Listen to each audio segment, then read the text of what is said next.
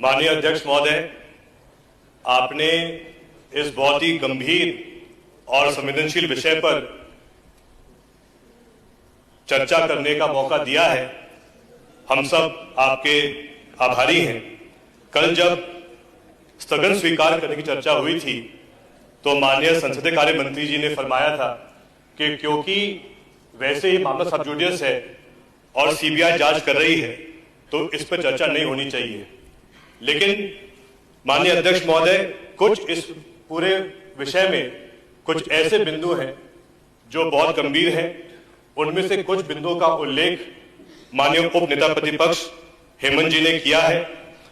आज जो सबसे गंभीर विषय माननीय अध्यक्ष महोदय इस पूरे मामले में है कि जिस सीबीआई की एंटी करप्शन ब्रांच भ्रष्टाचार निरोधक शाखा को पूरा जिम्मेदारी दी गई थी जांच करने के लिए, उसी भ्रष्टाचार निरोधक शाखा का अफसर भ्रष्ट निकला।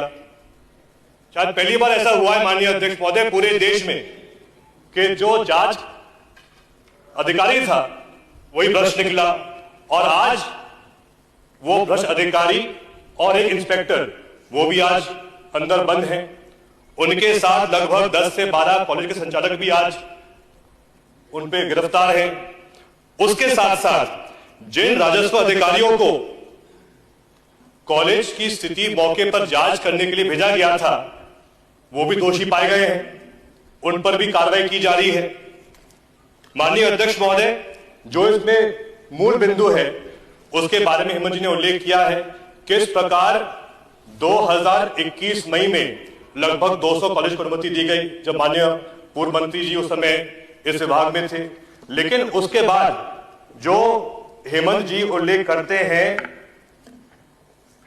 15 दिसंबर 2022 की पत्र के बारे में, मेरे पास माननीय अध्यक्ष महोदय माननीय मंत्री जी के ऑफिस का वो पत्र मेरे पास है। मैं उसको आपकी अनुमति से पटल पर रखना चाहूंगा मेरे वक्तव्य के बाद। लेकिन इसमें जिस चौथे बिंदु के बारे में हेमंत जी ने उल्लेख किया था उसमें स्पष्ट लिखा गया है कि जिन नर्सिंग कॉलेजों को वर्ष 19-20, 20-21 और 21-22 में अमान्य घोषित किया गया था, उन कॉलेजों के संबंध में ही माननीय मंत्री जी निर्देश देते हैं कुलपति जी को कि तत्काल उन कॉलेजेस की वापस जांच हो, पुनः विचार किया जाए और उनको समझौता दी जाए। उसके बाद अध्यक्ष महोदय, ये बात 15 तारीख की है। उसके ठीक एक हफ्ते बाद 22 दिसंबर को 22 दिसंबर 2022 मंत्री जी के पत्र के 7 दिन बाद मलय कॉलेज ऑफ भोपाल, जिसको पिछले 3-4 साल में सम्मति नहीं दी गई थी, उसको मान्यता मिल जाती है। और आज माननीय अध्यक्ष महोदय, वही मलय कॉलेज ऑफ भोपाल का मालिक आज जेल में।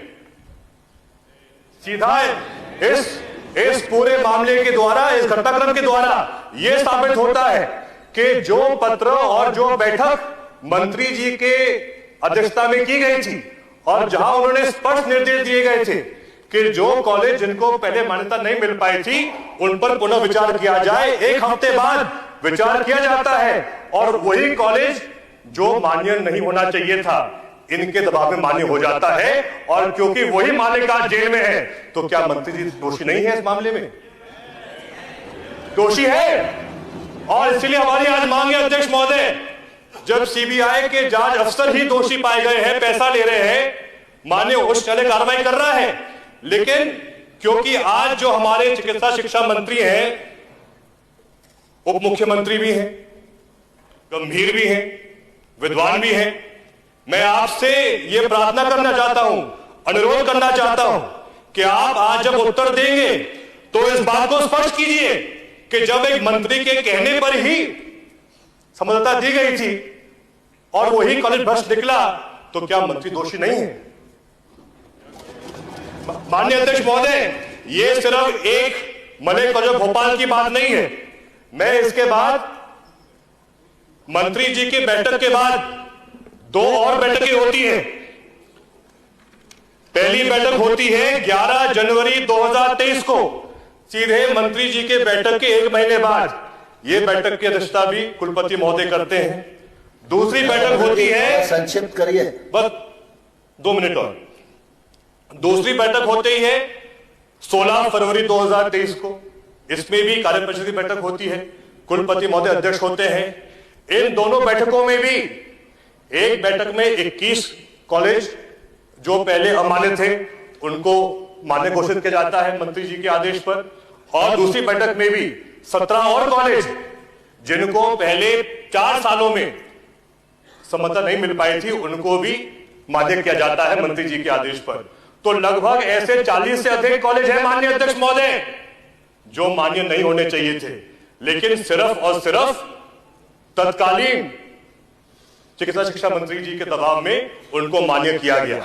और इसलिए आज हम सबकी मांग यही है कि जब माननीय मंत्री जी उत्तर देंगे तो इस पूरी कार्रवाई पर और पूर्व मंत्री जी की भूमिका पर जो हमने सवाल उठाया है उस पर माननीय मंत्री जी जो है वर्तमान के, वो इसमें क्या कार्रवाई करेंगे।